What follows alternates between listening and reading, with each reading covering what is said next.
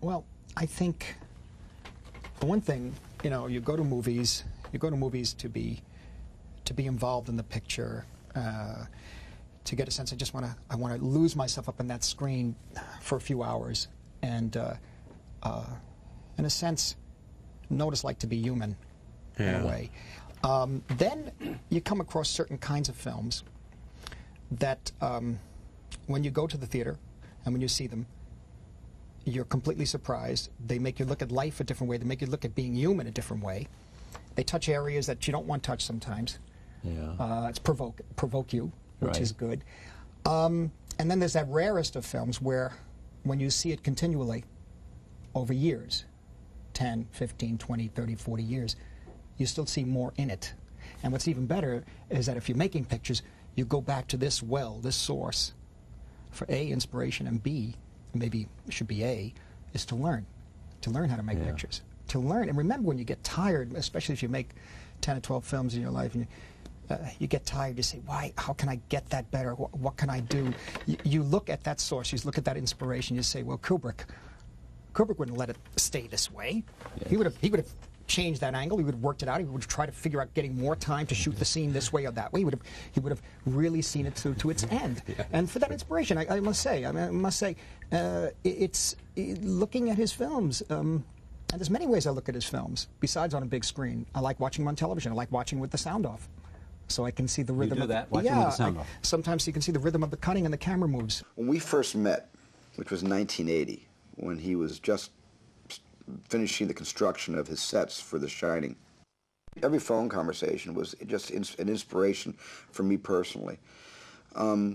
Stanley liked information. I supplied him with a lot of information. Sometimes information he asked me for, other information I volunteered. In getting to know him, I understood what the dynamic of the relationship was. That Stanley would give me advice. He'd collaborate with me. I'd tell him a story I was interested in directing as a movie, and he'd ask me all the tough questions. What do you find interesting about that story? Why do you want to make that picture? Gee, that sounds kind of boring to me. How can you make that interesting? I mean, he was challenging me constantly. He gave me as much, if not more, than I feel I ever could possibly give him. When you look at all of his films, even though they all have one thing in common, for me anyway, the craft is impeccable. Every film he's ever made, the craft is impeccable. The lighting, the dolly shots, the crane moves, the zoom-ins on Barry Lyndon, the framing, the lighting, the hot windows as backlight. You know, there's the compositions. I mean, the exact compositions. You had to hit your mark precisely to please Stanley so he'd get his painting, the painting he was putting on canvas for you to appreciate. It had to be perfect. His choice of lenses, his Steadicam work in latter year films, impeccable, the best in history. Nobody could shoot a movie better than Stanley Kubrick in history. That was impeccable, but the way he told stories was sometimes antithetical to the way we are accustomed to receiving stories.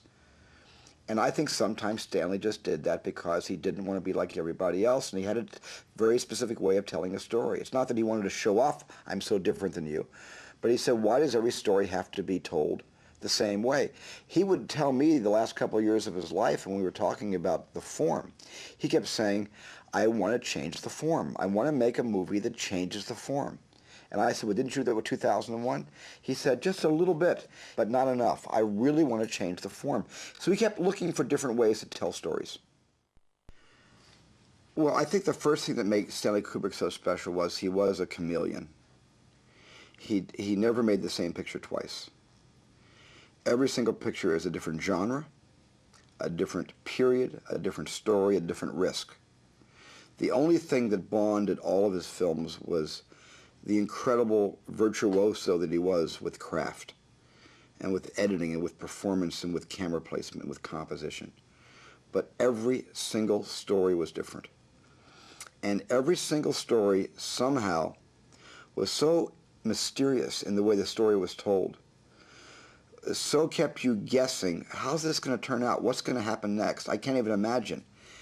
And all his films are so filled with hairpin turns and story surprises and character surprises that you must see his films more than once because you yearn for those same surprises.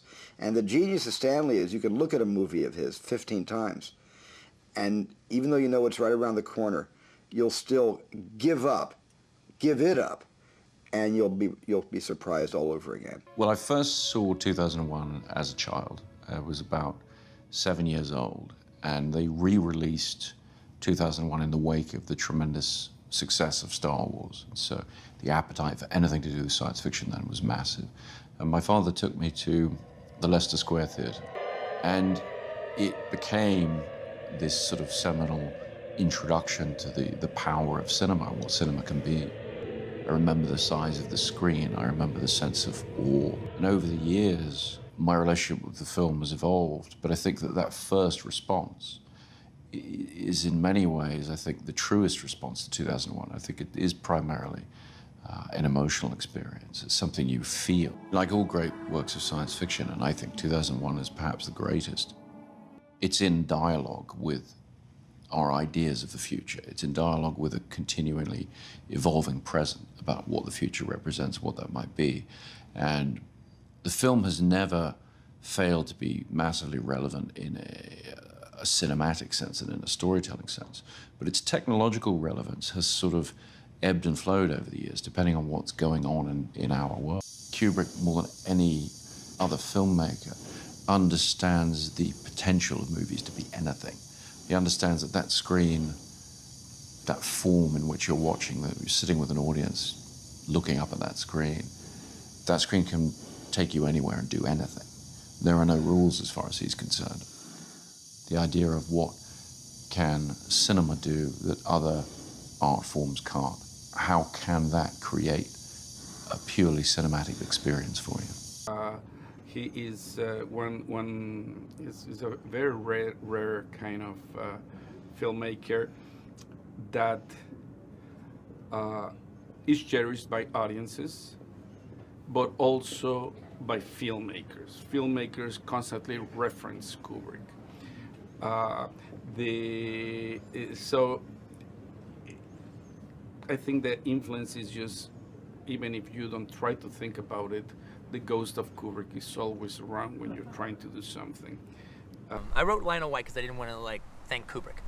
All right. I have a sibling rivalry with Kubrick too. All right. Same thing with Orson Welles. Fuck those guys. They ain't so good. All right. They ain't so hot. Yeah, they're okay. But, Jesus Christ. Stanley Kubrick is one of my all-time favorite filmmakers, and he did me a great honor early in my career that really encouraged me. I was working on The Elephant Man and was at Lee International Studios in England, standing in a hallway. One of the producers of The Elephant Man, Jonathan Sanger, brought over some guys who were working with George Lucas and said, "They've got a story for you." And I said, "Okay." They said, "Yesterday, David, we were out at Elstree Studios and we met Kubrick.